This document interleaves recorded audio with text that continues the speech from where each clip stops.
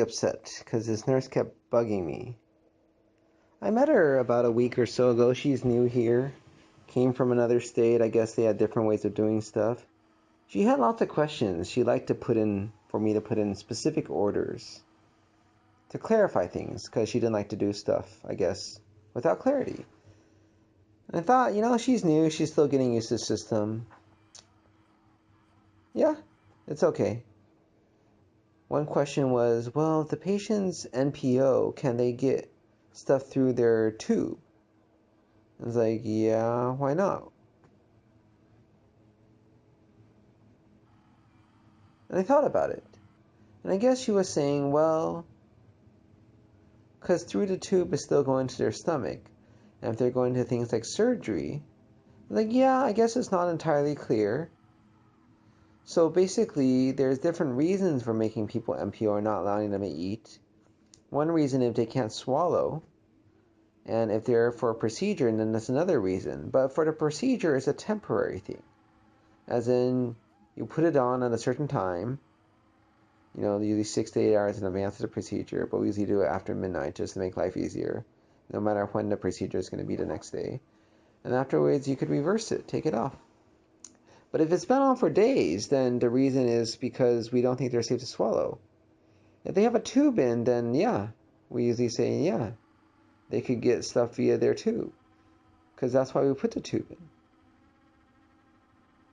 But, if you give people the benefit of the doubt, think of how they could be presenting it. Think of them as intelligent people, then usually, yeah, they're not a stupid question. There's reasons for asking questions. And so, I addressed her questions very carefully, very thoughtfully, because I didn't know her. Then today, she asked who I was.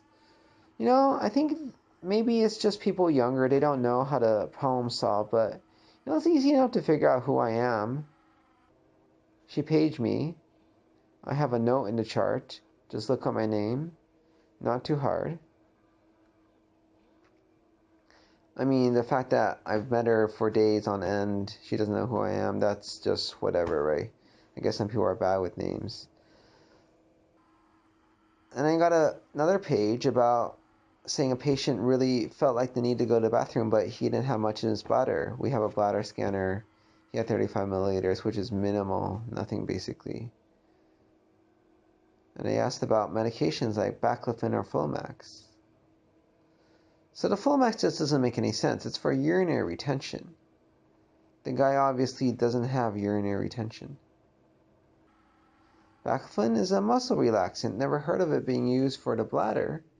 Maybe I'll look it up, but I said no to that because, it acts over your whole body and, he's recovering from some brain issues. Don't want him to be sleepier because it has a very known side effect of making you sleepy.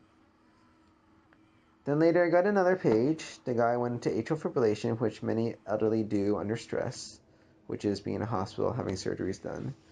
And she was wondering about this or that, and I finally asked about labs. And I said, what for? And she's like, oh, to check the electrolytes. And I said, no, it's completely irrelevant.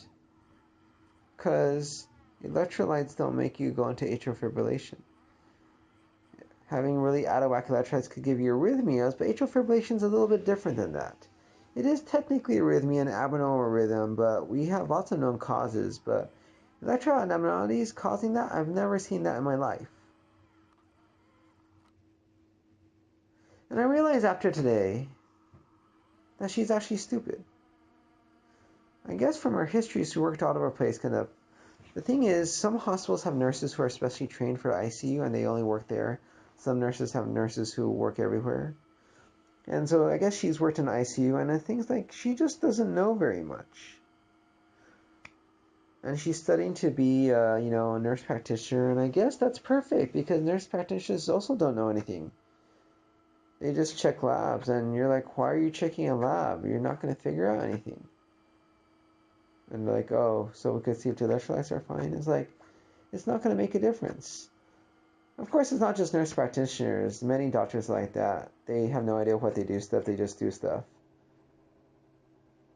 If something's not going to make a difference, why bother? I mean, it's like you're trying to say you're trying to destroy a wall. And you have a pencil and you just throw it at it again and again. It's like, yeah, it's not gonna do anything. Maybe in a million years. So yeah, maybe in a million times you check a labs, there'll be one case when it actually makes a difference for atrial fibrillation. But I can't imagine what it is. But I don't deny the probability that there's a 1 in a million chance. And I guess that's my issue with the fact that so many people, right? So it's like if you're new, you don't know how things work, that's one thing. But the fact that you never learn, and some of these things you think she would have picked up, given she's a nurse who's worked in the ICU. Now, if you tell me that she's a nurse who worked in a nursing home, yeah, I'll answer all her questions because I think she knows absolutely nothing. But if she worked in a major hospital, worked in the ICU as well, she should know some stuff. And so, why do we give new people the benefit of the doubt? We say they're new, they're still learning curve, but maybe they never will learn. And we should just say they're stupid. So my friend told me this, and I guess it's from Rich Dad, Poor Dad, or some other series. But he was saying, do you know the difference between poor and broke? And I said, no. I mean, they mean about the same. But obviously he has a purpose to this question. So I said, yeah, the difference between poor and broke is that poor is a state, it's a situation you're in that may change. Broke is a way you think and a way you live life. So even though you may be broke, no, sorry, the opposite. So broke is a current situation that may change. Poor is a state of you. And even though you may have money for a brief time, you will forever remain poor because you will spend it all wastefully. You don't know how to save money, you don't know how to manage money. Whereas broke, you could be a great financial planner and manage money well, and it's just some bad luck, but you'll get back up. And so maybe that's the difference between being just simply new and being stupid and new. Because stupid is impossible to fix. People just can't learn.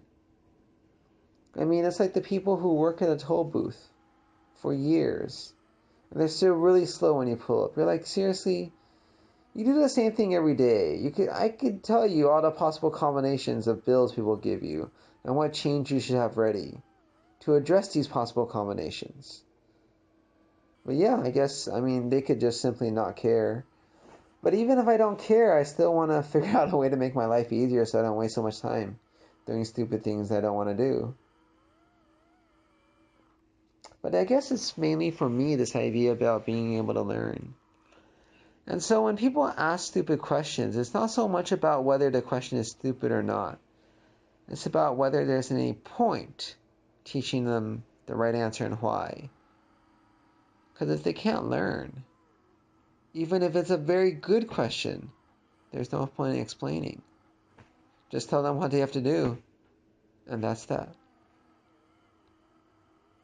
Because you can't cure people who can't learn.